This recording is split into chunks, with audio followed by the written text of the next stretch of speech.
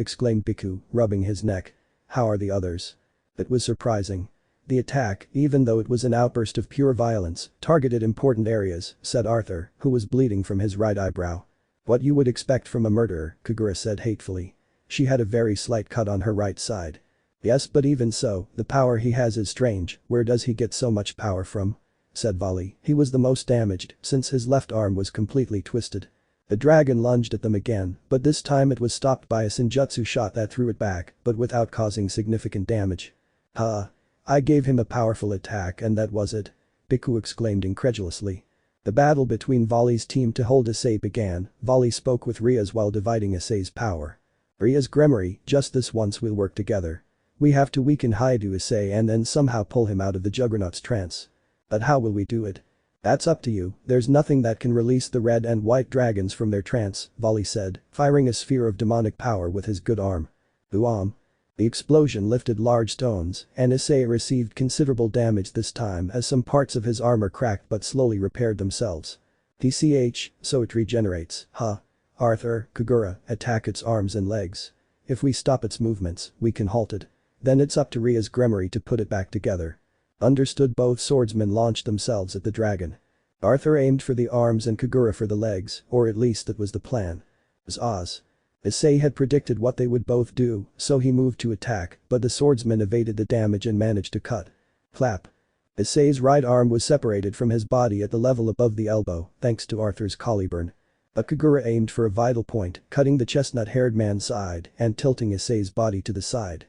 I said that the next time we met I would take your head, Sekiryuutei. Kagura exclaimed coldly. It seemed that the damage would be enough to throw Issei off control, but something strange happened. The white liquid emerged from the wounds, joining Issei's severed body and forming a new right arm with which he grabbed Arthur's head, slamming it to the floor. Ah! Arthur spat blood from the injury and his vision blurred for a few seconds. Damn it. Kagura attacked with her sword, aiming for Issei's neck to decapitate him. Plank. Kagura watched in amazement as Issei stopped the sword with his fangs, applying pressure and cracking the blade's edge. Just as it was about to be struck, he activated his gravity magic. Divide, divide, divide, divide. Vali greatly reduced Issei's energy, causing him to fall to his knees thanks to Kagura's gravity magic, while being bombarded by senjutsu bullets and Caliburn's aura. Do something, Rias Gremory. We won't be able to hold him for long in this state. Vali exclaimed. But what am I supposed to do? Rias exclaimed. Show him your breasts or something. Shouted the Buddha. The way they calm dragons is with a song, Rias said, remembering reading something like that somewhere. There is no song for the red and white dragon. Vali shouted. Yes, there is one. Exclaimed a white-winged angel in response to Vali. Irina had arrived on the scene. I'm finally here. Wait, is that Issei-kun? I heard something serious was happening, but I didn't expect this much, Irina exclaimed, her good cheering lightening the atmosphere. Irina. Where Zenobia had regained consciousness. Zenobia, I'm so glad you're okay, Urza hugged the blue-haired girl. Disoriented, Zenobia couldn't grasp what was happening, then she noticed that the white dragon and his team were present. What are the Hakuryaku and his group doing here? Zenobia said, annoyed, but then she noticed the group was attacking something. Issei, out of control, shot a burst of black fire from his mouth, exploding everything in its path. That is ice. Yes, after it seemed that you and Asia had died, Issei entered that state. We have to stop him, otherwise Issei will die, Rias quickly reported. What are you doing here, Irina-san? Irina pulled out a holographic projector. The VIPs are aware of what's happening, they saw Issei-kun enter that mode and sent me. Aten-sama managed to let me through the barrier. That Oji-san is amazing, and his beard is so long. But how will we reconcile this? But this, Azazel-sama and Lucifer-sama told me to use this. If my Oni-sama knows about this, then we have no choice but to trust him, Rias pressed a button and everyone focused their gaze on the hologram that appeared in the sky. What they saw was undoubtedly something unexpected. Golden Op-Eye Dragon will begin now. The vision of Issei in his armor and surrounded by demon children appeared. Op-Eye. The children repeated what the chestnut-haired boy said, suddenly music began to play, and both Issei and the children began to dance, and some letters began to appear. Op-Eye Dragon Song. Lyrics. Azazel. Composer. Serzich's Lucifer. Choreography. Seraphil Leviathan. There is a dragon who loves boobs living on the border of a certain country. The dragon walks when the weather is good. Dragon dragon dragon Op-Eye. Touch touch suck suck pafu pafu. There are many types of Op-Eye. But he likes the big ones because they're better. The op-eye dragon also flies today. On the border of a certain country, the op-eye dragon laughed. Even on a stormy day, the op-eye dragon is happy to squeeze op-ace. Dragon op-eye. Click click, zoom zoom Ian. He's seen a lot of boobs, but he likes the big ones because they're better. The op-eye dragon is also pressing today. To say that not everyone had a look of astonishment would be such a big lie that it would border on sin. As if a bucket of cold water had been thrown on everyone froze, even those fighting, and Ghidorah, who hated the dragon the most at that moment, was frozen by what she saw. What the hell is that? They all shouted.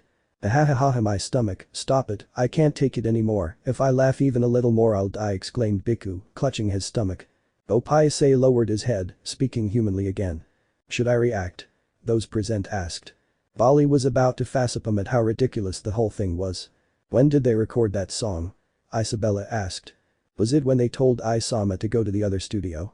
The thing is, to come back to your senses because of a song like that said Kaneko, her ears drooping. Irina, put the song on again, said Zenobia, standing up and walking over to Issei. Hey, leave it to me. Irina pressed the button again. The music started playing again, and Issei seemed to regain his senses with each verse of the song. Haha, it is funny, this whole situation is hilarious, to think that of all things I would end up locked up here of all places, and with someone like this, I don't know whether to laugh or cry, but as his senpai. Whatever, it's my duty to help him. I exclaimed a man dressed in medieval armor, raising his arm in the darkness. Divide. Issei's energy suddenly weakened. Ice is done, Asia and I are safe, you can go back to normal now come back to me please. Issei extended his hand which no longer had sharp claws. Zenobia let Issei's hand caress her cheek. Go back to being yourself. Crack. Crash. The red armor shattered into 1,000 pieces, freeing Issei who fell unconscious onto Zenobia's chest. At first glance, Issei's body showed no damage other than the scars he had before. It was all over. It seems Issei is out of danger, he'd better not die before we can fight again, Vali said, though his mind was still focused on something that happened before he returned to normal. Haha, the Sekiryuutei is definitely an interesting character. Imagine starting to reflect after hearing that song. Angel girl, could you play it again? The batteries ran out. Ah, what a shame then. Crack, crack. The sky began to shatter like glass, revealing a colossal figure in the hull. What is that? Rias exclaimed in amazement. The dragon recorded in the apocalypse, the dragon god Big Red, the strongest dragon and the one I want to defeat, I want to be the white dragon god emperor, it doesn't seem fair to me that white should be below red, said Vali looking at the colossal dragon. Then everyone noticed that someone else had suddenly appeared. Vali gave a bitter smile when he saw her. Office. Office. I mean, the leader of the Cows Brigade. Rias exclaimed incredulously, looking at the girl who at first glance didn't seem to pose any threat. The girl pointed her hand at the gigantic dragon, mimicking a gun. Whatever happens, I will place my hands in silence. Flap. The sound of a flapping of wings, and Surziches, Azazel, and Tannen all arrived. It seems they managed to return Issei to normal, I knew the tiresome official would work, Azazel said. That's not true, you bet it would be something related to boobs, Surziches said, extending his hand to Azazel. Pay me. DCH, then. Despite the fact that the Great Red One would be seen, without a doubt the celestial dragons attract all kinds of things, said Tannen. It's been a while, Azazel, Vali said. Did they defeat Cruiserius Madius? Yes, although Surziches, who is here, did everything the faction of the ancient mass is finished. Shalba must have perished facing Issei in that state. Office, the demons who followed the faction either escape or surrender. Yes, that was also expected, said the dragon goddess emotionlessly. Among you, the most powerful group, apart from Vali, is the faction of the descendants of the heroes, right? Office showed not a shred of interest. I'm leaving. Office prepared to leave, but not before looking at the unconscious Issei and… Wait, Office! Exclaimed Tannen, flapping his wings. Tannen, the Dragon Kings will meet once more, Office declared, looking at the dragon with a creepy smile. The air vibrated and Office disappeared without a trace. We're leaving too. Once he wakes up, tell Issei that I'm looking forward to the day we can fight. We might have to fight together at some point, but I hope you'll be stronger by then. See you later, Op-Eye Dragon, Dragon Brides, Biku mocked. Fibayudo-kun, Zenobia-san, Urza Scarlet-san, called the man in the suit. I am the wielder of Caliburn, descendant of the ancient Arthur Pendragon. Call me Arthur. I hope to fight you someday. Ghidorah, for her part, left without saying anything. Ghidorah. Urza called to Gel's sister. Next time I'll come for your head too, traitor. After that, Vali's team disappeared into a dimensional rift. Things had calmed down, Asia was safe, Issei managed to get out of his frenzy, everything indicated that the storm had passed. Aiko, Paiko. Kaneko twitched her ears as she sensed two new presences suddenly appear. But something like that isn't possible. What's wrong, Kaneko? Rias asked, noticing the platinum-haired girl's behavior. Clap, clap. They all heard applause above them as they looked up. It can't be Surzich's exclaimed, his eyes wide. Without a doubt, all of this has been extremely entertaining to watch, there's no doubt that Issei is the perfect animal of destruction, don't you think Oni-sama, me? Flying in the sky, surrounded by a reddish aura, with her crimson red hair waving in the wind. Rias. Surzich's couldn't believe what he was seeing. How mean you are, Oni-sama, replacing me with another me. Ifufu, it seems the other ones of us have had fun impersonating us. Those flying in the sky were none other than Rias Gremory, Akeno Himejima, and Kaneko Taoju. What? That's us, Rias said incredulously. But there was something strange, the Rias and Akeno who had just appeared looked more mature, adults one could say, only Kaneko looked the same. But the Kaneko who was with Issei noticed something strange about her other self, or rather, she noticed that something was missing. Rias, it seems your Kaneko accepted her powers as a Nekomata, congratulations, you did something I couldn't, said the mature Rias. What? What do you mean by that? Rias exclaimed, noticing that the Kaneko accompanying the other two was not speaking and that her skin was abnormally pale. Well, our Kaneko didn't willingly agree to use her power, so we had to take measures. What measurements? Akeno asked. Ifufu, simple, we killed her and reanimated her corpse, she's nothing more than a doll that does what we tell her to do, replied the more mature Akeno, caressing the cat's face. You bastards. How could you? Relax, that's not even close to being the simplest thing. Let me ask you a question. If you came here, what do you think happened in your world? Said the mature Rias maliciously. Hahaha. As you can imagine, we ended up in their world. I must say, it was extremely pleasurable to see how everyone mistook us for you and never saw their end coming until it was too late. We delighted in killing everyone, especially torturing your Issei by making him watch us kill them all. You damned wretch. Rias growled hatefully at her other self. To think that in his world everyone he knew was killed by the me of this world. Don't hate me because you'd be hating yourself, the mature Rias said, looking contemptuously at her other self. You had it easy, I suffered. We were trapped in a rift between dimensions by someone, forced to see infinite possibilities, but you know what I saw there, that Issei was always there for me. Rias looked up at the sky. Then why wasn't he there to save me? Why did I have to go through all that? Be reduced to a damn hex toy for Razor-Phoenix? She roared furiously. The hatred was evident in their eyes. Both she and the other Akeno shared that look. We saw how Issei-kun helped us with everything, why did only we have to go through this?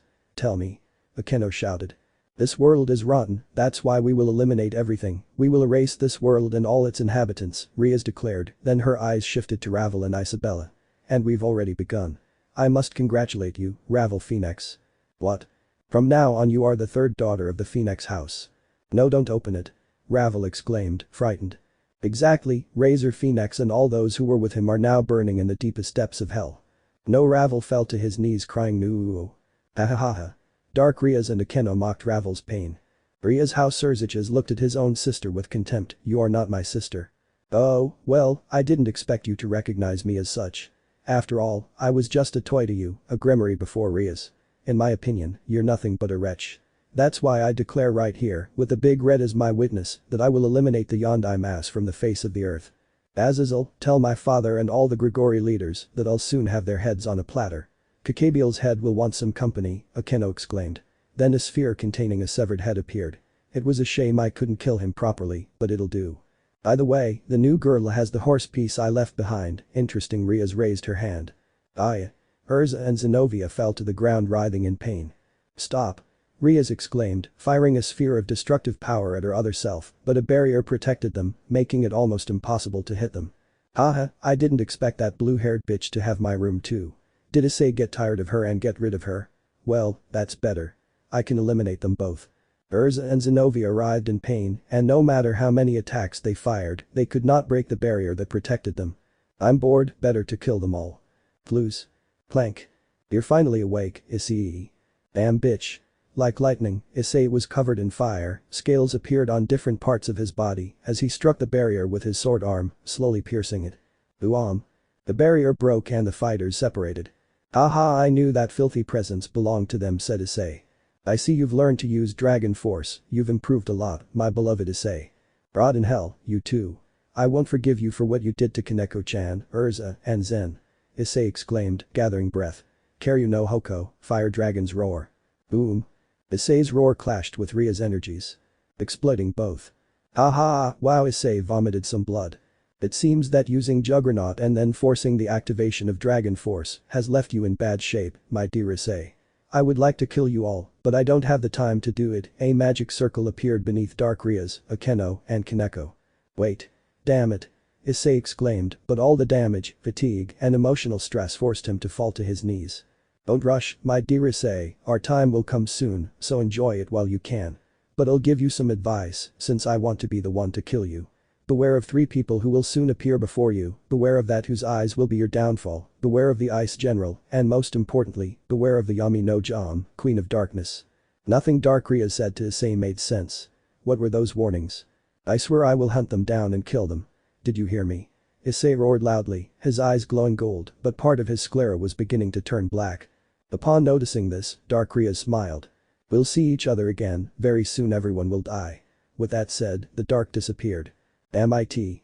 Issei roared with extreme hatred before falling unconscious again. Surzich's Lucifer reproached himself, saying that if he had helped his sister earlier, everything that had just happened could have been avoided.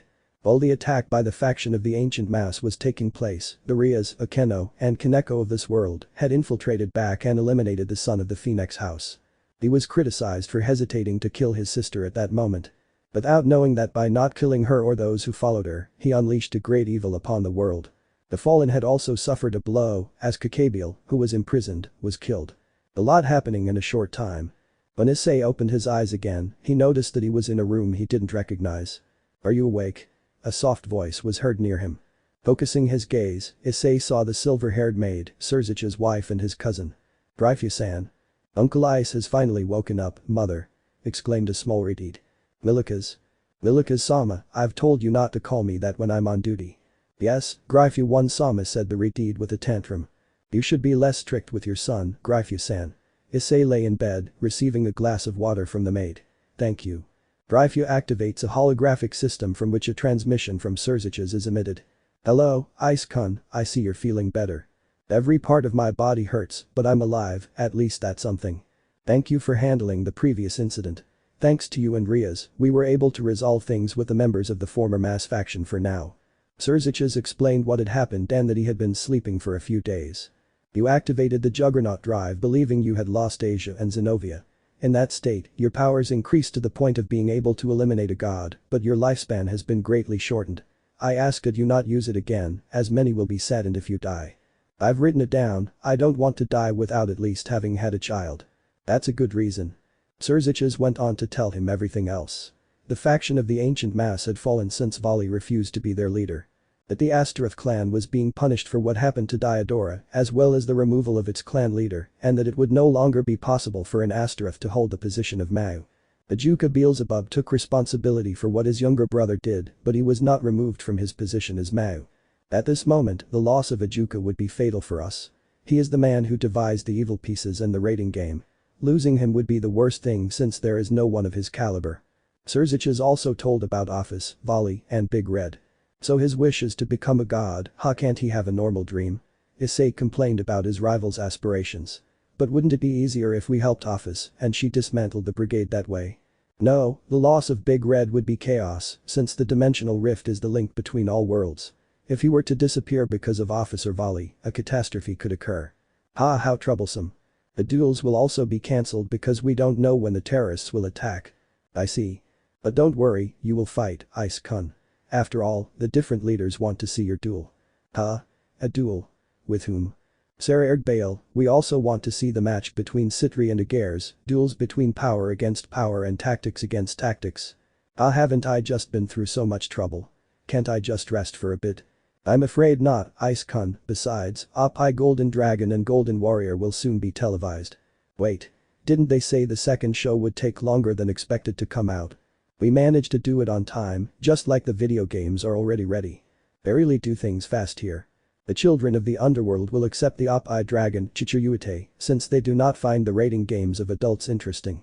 Only those of the rearmed demons were seen by the children, especially those of Tannin and large beings. I think I understand them, watching Asen fight must be like watching a giant monster movie. Issei about Rias. Say nothing, Surzich's Sama. She is not Rias, she never will be again. Rias is the girl who lives in my house and is kind to everyone. Those who appeared are evil incarnate. I, and only I, will deal with them. No one else should interfere. I understand. I'm sorry that you're the one who has to bear this burden. Issei was then transported to the human world, where he barely made it to participate in the three-legged race event, with Asia winning first place. After that, Asia and Issei went behind the gym to heal Issei's fatigue and any damage. Asia, I won't let you leave me again. The feelings I had for you haven't changed. You're irreplaceable to me, Issei said seriously. Asia was about to cry with joy. Yes, I-san, I promise I'll never leave again, Asia exclaimed with tears in her eyes. The problems had been solved, everything was peaceful, but for Issei it was only the peace that foreshadowed the storm. After Asia returned to the others and Issei stayed behind the gym for a while, with his head back and his eyes closed, Azazel appeared.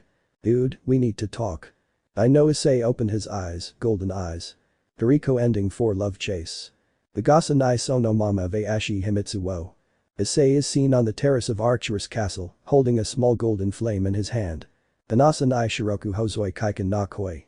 Rias is seen in Gremory castle, with her mother, father, Surziches, Gryphia and Milikas. Aojiroku doko made mo nagai.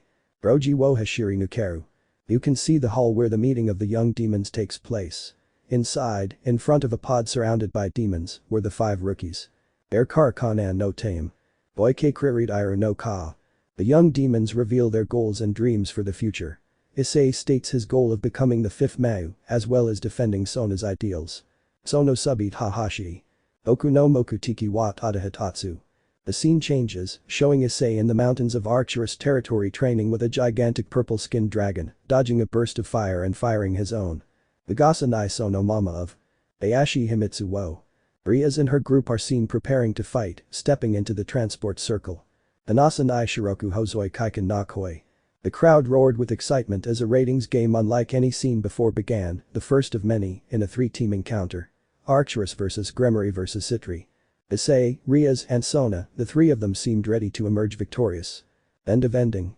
Let me know in the comments below if you guys want the next part. Also check out my other video that has been shown and left. Thank you for watching. If you enjoyed this video please like and share this video. And have a fantastic day. Bye.